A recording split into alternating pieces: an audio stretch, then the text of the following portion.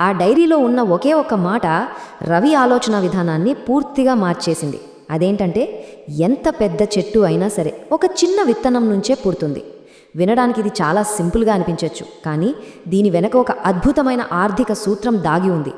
ఆ మొదటి 1000 రూపాయలని ఏదో ఖర్చు పెట్టేయాల్సిన డబ్బులా కాకుండా భవిష్యత్తు కోసం నాటాల్సిన ఒక విలువైన విత్తనంగా తాతయ్య భావించాడు.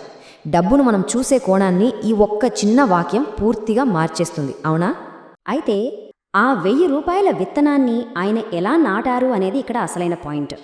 ఆ 1000 రూపాయలని ఒకేసారి ఖర్చు చేయకుండా అత్యంత వ్యూహాత్మకంగా 5 సమాన భాగాలుగా విభజించారు. అంటే ఒక్క భాగానికి 200 రూపాయల చొప్పున అనమాట. ఆ 5 భాగాలేంటంటే జ్ఞానం, చిన్న ప్రారంభం, పొదుపు, మార్కెట్ అవసరాలు మరియు తిరిగి పెట్టుబడి పెట్టడం.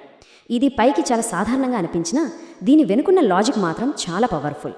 ఇప్పుడు ఈ 5 భాగాలను ఒక్కొక్కటిగా డీకోడ్ చేద్దాం. ముందుగా మొదటి 2 భాగాల గురించి చూద్దాం.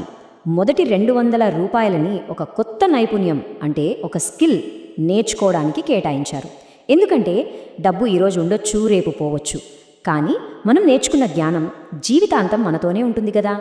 ఇక రెండవ 200 రూపాయలని ఒక చిన్న పనిని ప్రారంభించడానికి వాడారు. ఎంత చిన్న ప్రారంభమైనా సరే దాన్నెప్పుడు తక్కువ అంచనా వేయకూడదనేదే ఇక్కడి అసలైన సూత్రం. కేవలం డబ్బును దాచుకోవడం మీదే కాకుండా ముందు మన సామర్థ్యాన్ని పెంచుకోవడం ఇక్కడ ఎంత ముఖ్యమో స్పష్టంగా తెలుస్తోంది.